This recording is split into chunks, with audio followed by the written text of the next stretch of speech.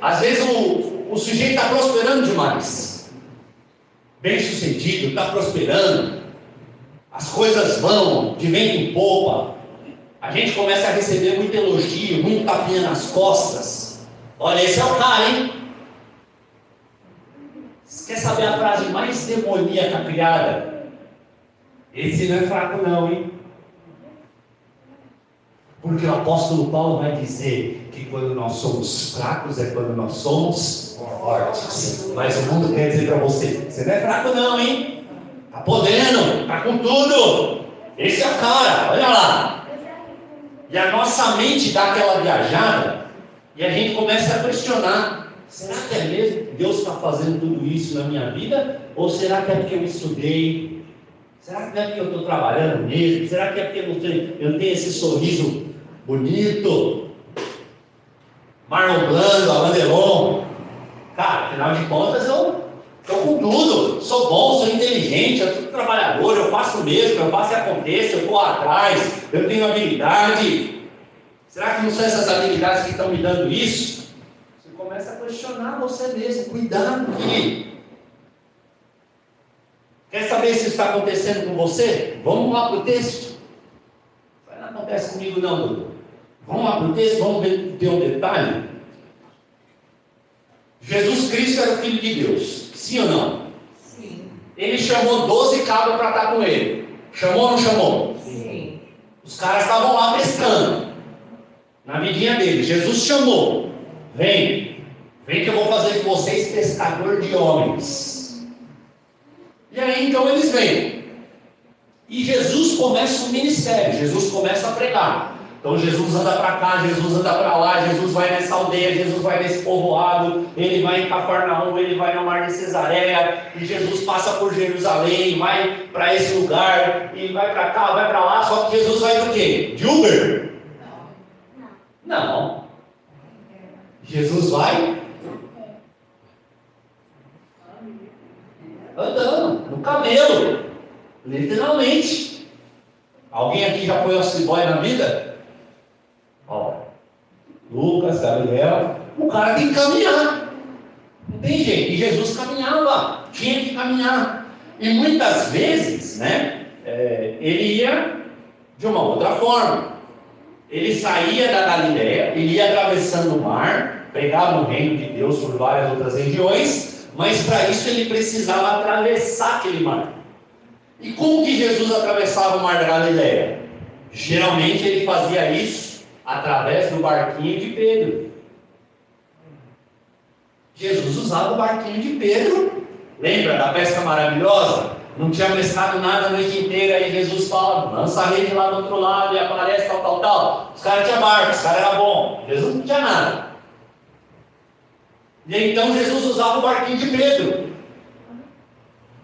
E sabe, querido, muitas vezes nós pensamos que Jesus só pode se mover na nossa vida através do nosso barquinho. Nossa mente é tão pequena, tão limitada, tão cheia de paradigmas, que ela gera padrões que parecem bem lógicos aos nossos olhos, mas que para Jesus são ridículos. Pedro começou a achar que Jesus só podia atravessar no barquinho dele. Talvez sua mente tenha levado você a isso. Eu vou trabalhar todos os dias da minha vida, eu vou dar o meu sangue e eu vou conquistar. Tá bom?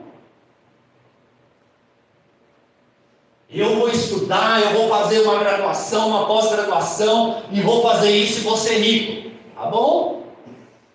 Queria que fosse verdade, está cheio de pós-graduado aqui para sustentar o ministério. Às vezes a gente acha que Jesus só vai se mover através do nosso barquinho. Se eu fizer assim, Jesus vai estar. Se eu não fizer assim, Jesus não vai estar. Jesus pode fazer isso na minha vida se eu fizer isso, mas se eu não fizer, Ele não vai fazer. Lembra que eu disse? Esvazie a sua mente. Quando nossa mente está muito cheia das coisas deste mundo, a tendência é a gente começar a pensar que é o nosso barquinho que está tornando as coisas possíveis. Quando sua mente está cheia, ela te leva a pensar que você está no controle das coisas, que é o seu esforço, que é a sua sabedoria, que é a sua inteligência, que é o seu vigor físico, que são as tuas decisões. E aí nós começamos a tomar decisões erradas, que a gente pensa que é por nós, então a gente começa a tomar decisão errada. Se existe um ser de luz superior, completamente sábio, que tem todo o poder, chamado Jesus, e que além de ter dado o barquinho para Pedro, chamou ele para o ministério e comprou ele lá na cruz do Calvário com sangue, o cara vai achar que é por ele? Como é que a gente acha que é por nós mesmos? A palavra de Deus vai dizer que Jesus é aquele que opera tudo em todos. E é por ele que nós existimos, é por ele que nós somos, e é através dele que nós nos movemos. Se você está aqui nessa manhã, eu falei esse texto no começo da ministração, é porque a misericórdia de Deus se renovou na sua vida. É porque pela graça e misericórdia dele, o seu coração está batendo aí, e ele te atraiu para esse lugar para ouvir a voz dele. Cuidado! Jesus comprou você e teu barquinho para que você faça a vontade dele e não a sua. Isso que eu estou dizendo, queridos, é tão real que quando você lê essa mesma passagem de Mateus, que tem coisa que é tão importante na Bíblia, eu penso assim, tem coisa que é tão, que Deus quer falar tanto com a gente, que se repete, Mateus, Marcos, Lucas e João. Esse é um texto assim, está repetido nos evangelhos. Então aqui nós lemos Mateus 14, mas você vai lá para Marcos 6, você vai ver que no verso 45, Jesus deu uma ordem para Pedro, que era o dono do barquinho. Jesus dá uma ordem para ele e dá ordem para os outros 11 discípulos. Jesus fala assim: entra no barco, remem e vão para uma cidade chamada Betsaida. Jesus foi extremamente específico com eles. Por que Jesus foi assim? Porque nós olhamos para o linear, para o natural, mas Deus conhece todos os nossos dias, todos os dias da nossa vida nas palmas das mãos dele. Ele conhece o teu futuro, ele conhece o teu passado, ele conhece o teu presente, ele conhece a tua eternidade, querido. Então Jesus deu um comando específico. Se a gente ler só Mateus, a gente não entende essa chave, essa revelação. Mas lá no capítulo 6 de Marcos, Jesus fala: pega o barco e vai para Betsaida. E aí quando você vai para o Evangelho de João, lê a mesma passagem, lá em João capítulo 6, verso 17, nessa narrativa, o texto vai dizer que os discípulos, ao invés de irem para Betsaida, eles foram para outra cidade, uma outra cidade chamada Cafarnaum. Jesus mandou eles irem para Betsaida, mas eles pegaram uma atalho e foram para Cafarnaum. Era mais perto. E a gente é assim. Nós queremos cortar processos. Nós queremos viver no imediatismo. Nós queremos que Deus faça, e a nossa oração é assim: faz, Senhor, mas faz ontem, não é nem hoje. Nós queremos pular processos. E o nosso Deus é um Deus de processos. Deus criou a terra, o mundo, os peixes, as aves dos céus e o homem em 6 dias. Por que ele não fez um só? Por que ele não fala assim: haja tudo? Ele poderia? Sim ou não? Poderia.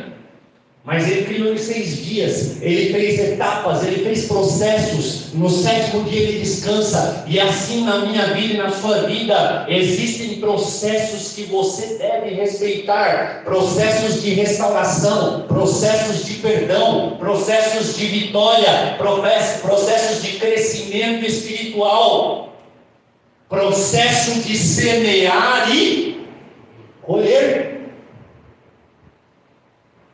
Aquele que planta o vento colhe tempestade, mas aquele que semeia no Espírito vai colher em abundância a presença de Deus na sua vida, querido. Se você tem semeado na sua família, se você tem orado pelos seus filhos, se você tem consagrado o seu lar, a sua mente, o seu coração, o seu ministério, o seu caminhar, saiba que você colherá, porque a palavra de Deus declara que de Deus não se zomba. Tudo aquilo que o homem plantar, ele também fará.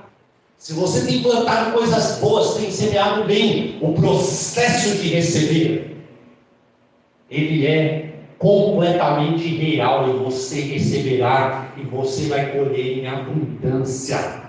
Creia nisso. A nossa vida é uma vida de processos. Não queira pular etapa. A pessoa está lá, ele quer arrumar um emprego, mas ele não quer o primeiro emprego, ele quer ser o diretor da empresa. Mas ele tem experiência suficiente para ser o diretor da empresa? Não tem. O que vai acontecer se ele se tornar diretor da empresa? Vai se arrebentar. Eu achava engraçado, muitas vezes a gente estava no elevador com o Kevin e a Lorena, eles eram pequenininhos, né?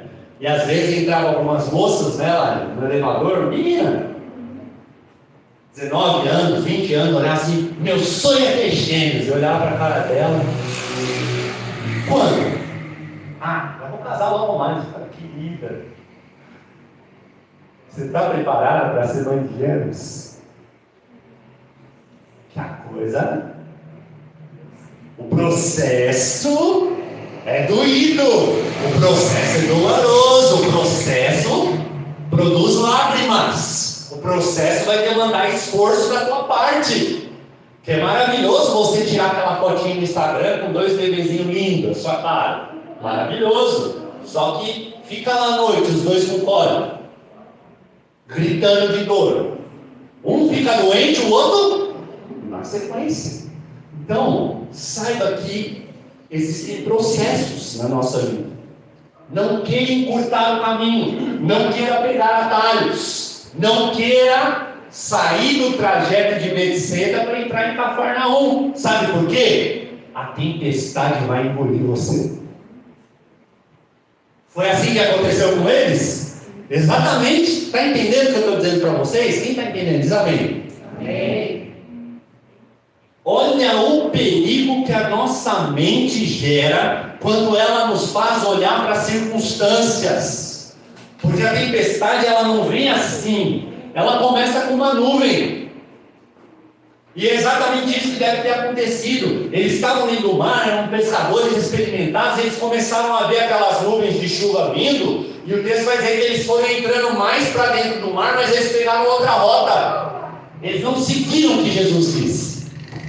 E é exatamente assim que nós fazemos. Quando Jesus disser para você, vá por esse caminho, saiba que o caminho vai ser estreito, o caminho vai ser doloroso, o caminho vai exigir lágrimas e joelho no chão, mas saiba que nesse caminho você vai ser mais que vencedor. Você vai ser acumulado de bênçãos. Você vai ser mais do que vitorioso, porque o prêmio está reservado para você.